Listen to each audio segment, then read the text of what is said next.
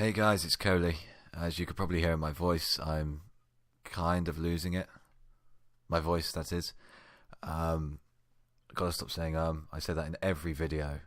But yeah, I've after finishing the last one, my throat cold thing came back with a vengeance, and now I feel like I can't put another video out. So I am going to do one anyway, and fingers crossed this will go okay. If not, I'll go back and do it again. So, the story that I picked is one called Shit Happens by Bjornfot, and it says in the description, Rarity is dead, Spike goes emo, shit happens. The reason why I picked this one,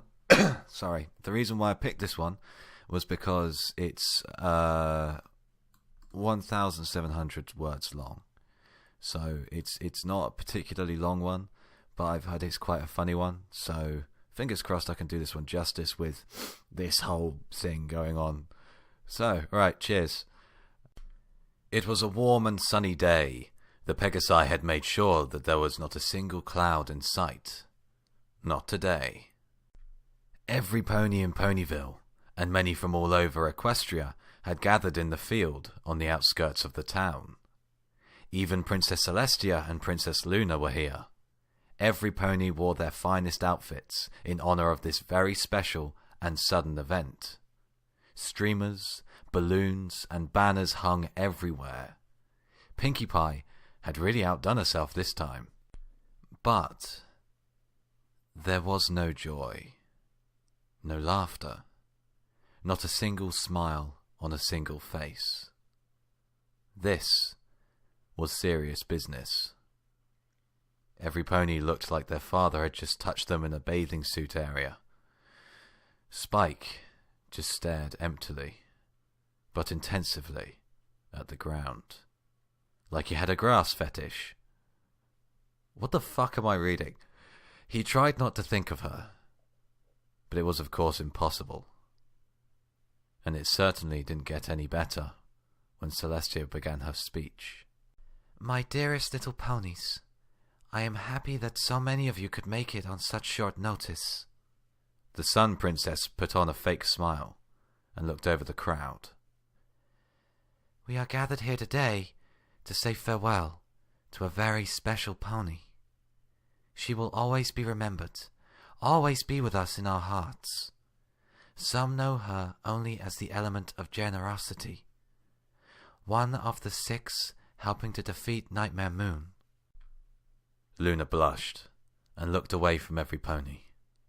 She had long since been forgiven. Nightmare Moon wasn't even her. It was a demon of hatred that she allowed to enter her soul after being so desperate, sad, and heartbroken. Some known her as one of the finest designers in Equestria, but for some of us, she was much, much more. She was a friend.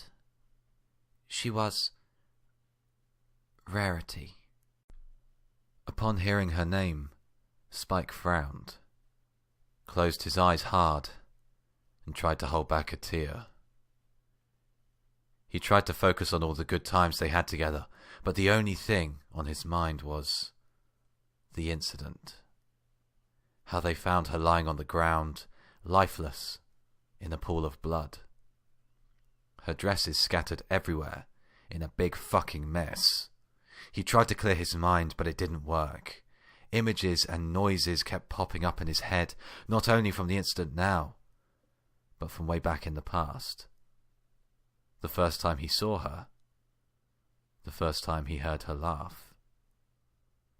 The first time he asked her out. His love for the beautiful unicorn they were just about to lower into the ground. After the ceremony, Spike just sat down under a tree. He needed to think some more, process everything that had happened. He sat there, waving away his friends as they came to comfort him, not wanting to go home with Twilight, even though it was late. When every pony else had left, and Celestia lowered the sun for Luna to raise the moon, he decided to go for a walk. He went straight through Ponyville. his head hanging low, eyes focused on the ground and lost in his own thoughts. He barely noticed as he passed each of his friends' houses. Fluttershy's cottage, Dash's cloud castle, Pinkie Pie's bakery, his and Twilight's library, Rarity's beauty boutique. He stopped and looked up. The memories, both horrible and fantastic, flashed through his mind once again. But he shook his head violently, as if to make the thoughts fall out. And then he walked on. He had walked quite a distance now, and began to feel tired. Why was he walking anyway? He didn't know. He just carried on. Finally, the baby dragon reached Sweet Apple Acres. Realizing he had walked all the way through Ponyville, he stopped. He looked up at the beautiful full moon that illuminated the apple trees and let out a sigh. It didn't take long before he felt the huge ache in his feet and legs, though. He sat down under a tree, closed his eyes, and dozed off. He woke up when an apple hit his head. Ouch! A big red stallion looked around from the other side of the tree. Spike? Sorry, didn't see you there. What you doing? The purple dragon was a little startled. He looked up and met Big Macintosh's deep green eyes. What I'm doing? You are the one who made an apple fall on me, he said, slightly annoyed. Well, I'm sorry and all, as I said. I couldn't sleep, so I decided to go buck some apples, you see. Spike sighed, his thoughts again wandering away to the white and purple unicorn.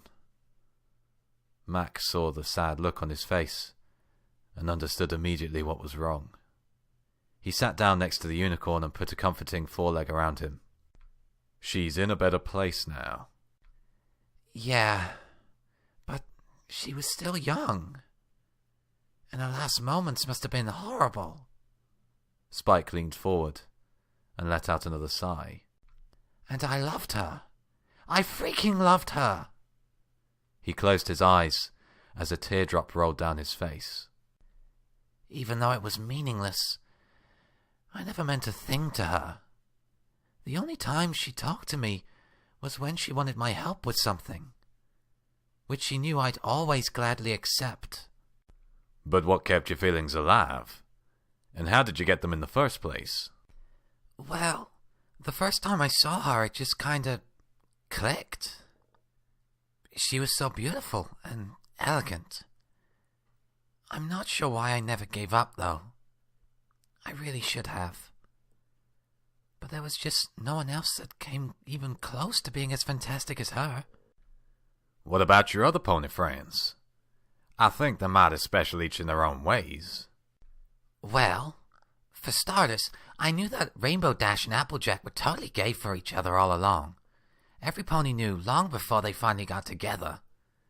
And they're both so tough and reckless. Not my type at all. Fluttershy seemed pretty nice, though. I was pretty flattered when she wouldn't even talk to Twilight when she first arrived here, but went totally nuts when she saw me. Oh my god, oh my god, oh my god, a baby dragon! He's so cute! Tell me everything about you.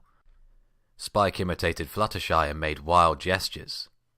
Actually, now that I think about it, it was kind of annoying. Especially when she went, "Aw, the little baby dragon needs his sweep." But that's the only time she's really talked to me after that shock. She went back to being her normal, shy, afraid of her own shadow self. She's also got all these animals that she's so busy taking care of all day long.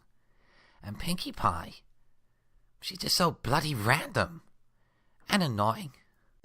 And annoying. And bitchy. I mean, seriously. Who can stand being around that pony for more than 5 minutes? Even though I've got to admit that she makes the sweetest sweets in all of Equestria. Baked bads. Spike? Yeah? You are, you're drooling. on me. The baby dragon had not noticed that he had leaned against the big stallion, almost hugging him. He wiped his mouth and blushed slightly. Oops.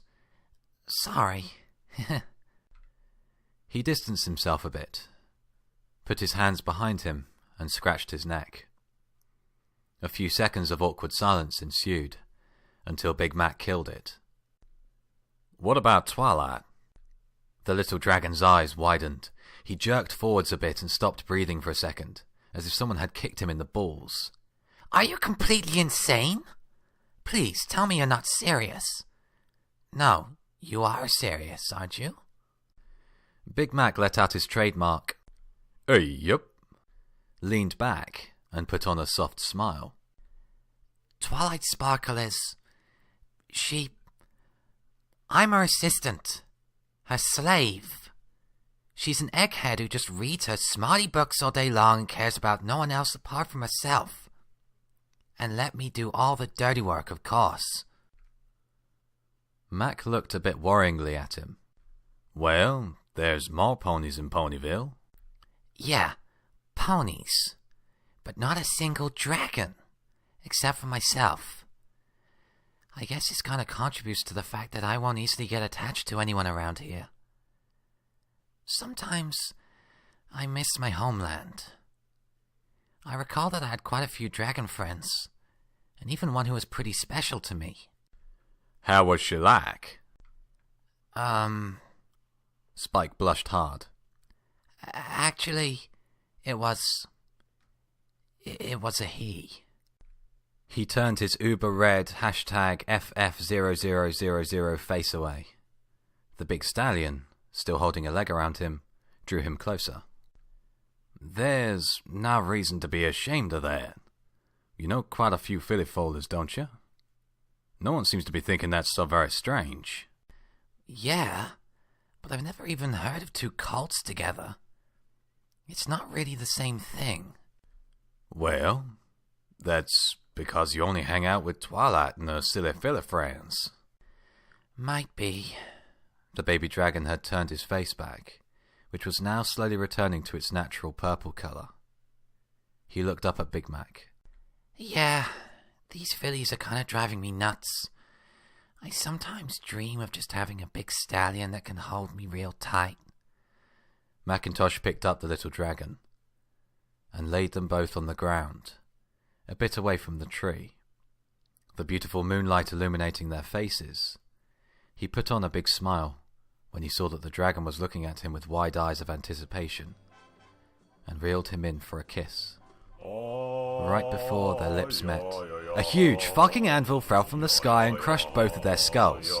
Twilight had survived this in episode 15 of season 1 thanks to her magical unicorn powers, but these poor bastards were just an earth pony and a baby dragon. Derpy Hooves was shown no mercy this time, and after throwing a muffin at the judge in court, sentenced to death. And this, my friends, is why you shouldn't be at the computer at 3 AM with a huge goddamn fever. Because if you do, shit happens. Okay, so that's that done. Can we turn off this picture? It hurts my soul. That's better. Right, so that was Shit Happens. That was the one by Bjornfot. And he really manages to capture what the mind goes through when you're sick. Because at the moment, I don't know why, but I'm just thinking about the Macarena constantly. I mean, I like the Macarena, but I don't think there's any need to make a song and dance out of it. So, yeah. The reason why I brought this one out, and I do apologise for it being under stuff, was because I felt bad about skipping a video.